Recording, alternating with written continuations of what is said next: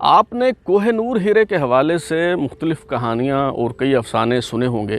کئی دوستوں نے یہ فرمائش کی کہ اس پہ بات کی جائے اور یہ کھوج لگانے کی کوشش کی جائے کہ دراصل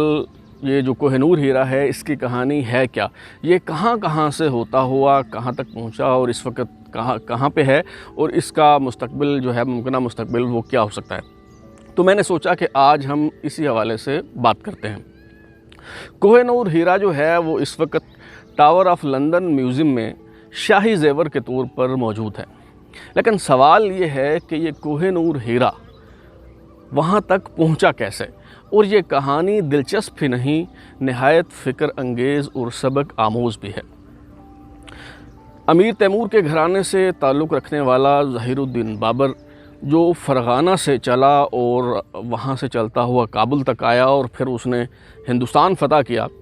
ہندوستان فتح کرنے کی مہم کے دوران 1526 کو پانی پت کا جو مشہور میدان ہے اس میں ظہیر الدین بابر کا مقابلہ ہوتا ہے سلطان سکندر لودھی کے بیٹے سلطان ابراہیم لودھی سے۔ یہ جنگ ظہیر الدین بابر جیت جاتا ہے کیونکہ اس کے پاس بندوقیں ہیں، اس کے پاس توپیں ہیں، اور یہ اس وقت کا جدید اسلحہ تھا جو اس کے پاس موجود تھا۔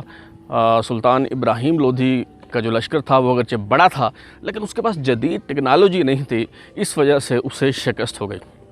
جب یہ معرکہ جیت لیا ظہیر الدین بابر نے تو اس نے اپنے بیٹے ہمایوں کو آگرہ بھیجا کہ وہاں جا کے جو سرکاری خزانہ ہے اس کو اپنی تحویل اور اپنے قبضے میں لے لے تاکہ وہاں سے کوئی لوٹ مار نہ کر سکے۔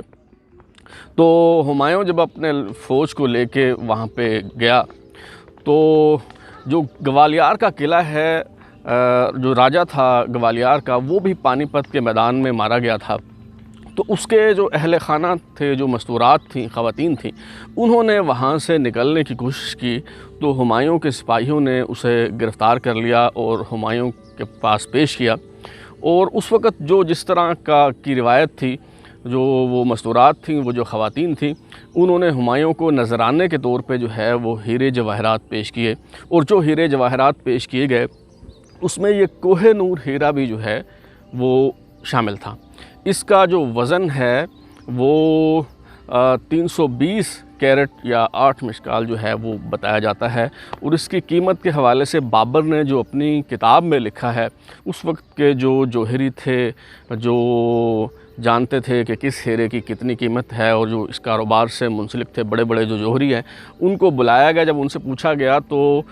ایک رف سا آئیڈیا لگایا گیا کہ اس ہیرے کو اگر بیچا جائے تو اس سے اتنی آمدن ہو سکتی ہے کہ دنیا بھر کے انسانوں کے لیے 2.5 دن کی خوراک کا بندوبست کیا جا سکتا ہے۔ تو ہمایوں نے یہ ہیرا جو ہے اپنے والد ظہیر الدین بابر کی خدمت میں پیش کیا، اور ظہیر الدین بابر نے یہ اپنے بیٹے ہمایوں کو تحفے کے طور پہ دے دیا۔ اس کے بعد سے یہ ہیرا جو ہے وہ مختلف جو مغلیہ حکمران ہیں ان کے پاس رہا، اس کا مختلف استعمال ہوتا رہا، یہاں تک کہ ایک جو مغل بادشاہ ہیں وہ کوہ نور ہیرے کو پیپر ویٹ کے طور پہ بھی استعمال کرتے رہے۔ جس طرح کہ ہم ٹیبل پہ رکھے ہوئے کاغذات کے اوپر کوئی چھوٹا سا پتھر رکھ دیتے ہیں، پیپر ویٹ کے طور پہ یوز کرتے ہیں تاکہ وہ جو کاغذ ہیں وہ اڑے نہ، تو اسی طرح وہ بادشاہ سلامت جو ہیں وہ کوہ نور ہیرے کو پیپر ویٹ کے طور پہ استعمال کیا کرتے تھے۔ یہ مختلف جو مغل بادشاہ ہیں ان کے ہاں یہ رہا، نسل در نسل جو ہے وہ ہیرا چلتا آیا، یہاں تک کہ محمد شاہ رنگیلا جو ہے اس کا دور حکومت آ گیا۔ یہ غالباً بات ہے 1739 کی، جب محمد شاہ رنگیلا بادشاہ ہے، دلی کا جو تخت ہے اس پہ بیٹھا ہے، فرما روا ہے، اور نادر شاہ ایرانی نے جو ہے وہ حملہ کیا، دلی کو اس نے تاراج کیا، خون کی ندیاں بہہ گئیں، کسی کو اس نے زندہ نہیں چھوڑا۔ 56 دن تک جو ہے وہ لوٹ مار ہوتی رہی۔ جو ہیرے جواہرات تھے نہ صرف وہ لوٹے گئے بلکہ جو سونا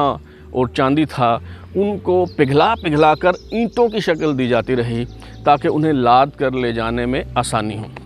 جب 56 دن کی لوٹ مار کے بعد نادر شاہ ایرانی کوچ کرنا چاہ رہا تھا اور وہ جو لوٹ مار کا مال تھا وہ خچروں پہ، گھوڑوں پہ اور اونٹوں پہ لاد کے وہ لے جانا چاہ رہا تھا،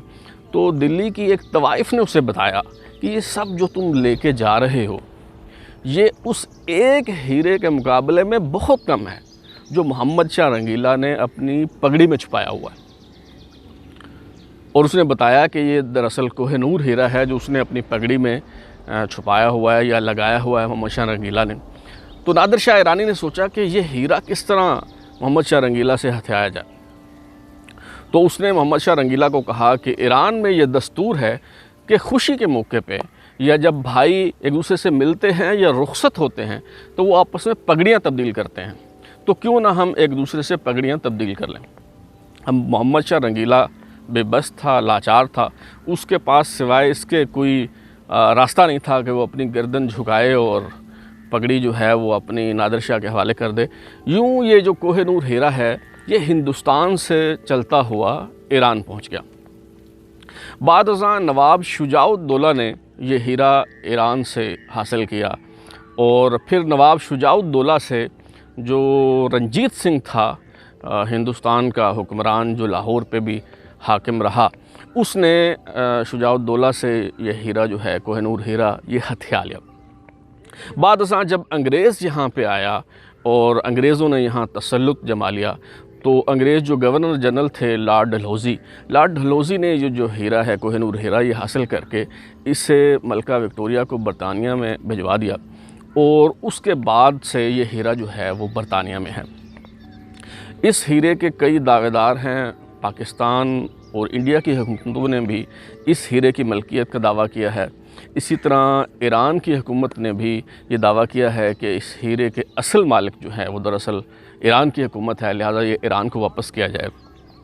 اس حوالے سے کئی کوششیں ہوئیں۔ قائد عوام ذوالفقار علی بھٹو نے وزیر اعظم بنتے ہی جو برطانوی وزیر اعظم تھے ان کو ایک خط لکھا اور اس میں مطالبہ کیا کہ یہ جو ہیرا ہے یہ ہماری ملکیت ہے، یہ ہمیں واپس کیا جائے۔ اسی طرح درخواست بازی بھی ہوتی رہی، لاہور ہائی کورٹ میں کئی درخواستیں اس حوالے سے دائر ہوئیں۔ مطالبہ کیا گیا کہ حکومت جو ہے وہ اس حوالے سے کارروائی کرے، کوئی سفارتی خط و کتابت کی جائے برطانیہ کے ساتھ، اور برطانیہ کو کہا جائے کہ یہ ہیرا ہماری ملکیت ہے، ہمیں واپس کیا جائے۔ اور اس خط و کتابت کے نتیجے میں جو برطانیہ کی طرف سے موقف سامنے آیا وہ یہ تھا کہ یہ ہیرا چرا کر لندن یا برطانیہ نہیں لے جایا گیا، بلکہ یہ ہیرا جو ہے وہ تحفتاً پیش کیا گیا تھا۔ یہ تحفتاً کیسے پیش کیا گیا؟ تو بتایا گیا کہ جب راجہ رنجیت سنگھ کی حکومت جو تھی اس کا حکومت ختم کر دی گئی تو راجہ رنجیت سنگھ کا جو 7 سالہ پوتا تھا راجہ دلیپ سنگھ، اس سے انگریز سرکار نے ایک معاہدہ کیا، اور اس معاہدے کے نتیجے میں دراصل یہ جو کوہ نور ہیرا ہے یہ ملکہ برطانیہ، ملکہ وکٹوریہ کو تحفے میں دیا گیا۔ لہٰذا کہا جاتا ہے کہ یہ جو ہیرا ہے یہ واپس نہیں کیا جا سکتا۔ بظاہر یوں لگتا ہے کہ یہ ہیرا اب تاج برطانیہ کی ہی ملکیت ہے، یہ جو ٹاور آف لندن کا جو میوزیم ہے اس کے اندر ہی رہے گا اور شاید کسی کو نہ مل سکے۔ اگر آپ اس حوالے سے مزید کچھ جاننا چاہ رہے ہیں تو ولیم ڈیرمپل نے ایک کتاب لکھی ہے، the story of the most infamous diamond. اس کتاب میں اس ہیرے کے حوالے سے واضح کیا گیا ہے کہ مختلف کہانیاں جو ہیں ان میں سے حقیقت کیا ہے اور فسانہ کیا ہے۔ اب تک کے لیے اتنا ہی۔ بلال غوری کو اجازت دیجیے۔ اگر آپ کو ہمارا پروگرام پسند آیا تو اسے لائک کریں، کامنٹ کریں، شیئر کریں۔ اگر آپ بھی چاہتے ہیں کہ اس سلسلے میں کسی خاص موضوع پہ بات کی جائے، کوئی ایسی بات، کوئی ایسا جملہ، کوئی ایسی اصطلاح جو روزمرہ زندگی میں ہم اس میں سننے کو ملتی ہے، ہم اس پہ بات کرتے ہیں لیکن اس کے بارے میں ہم زیادہ جانتے نہیں، اگر آپ چاہتے ہیں کہ اس پہ بات کی جائے تو آپ ہمیں ضرور تجویز دیجیے، ہم اس پہ ضرور بات کریں گے۔ بلال غوری کو اجازت دیجیے، بہت شکریہ۔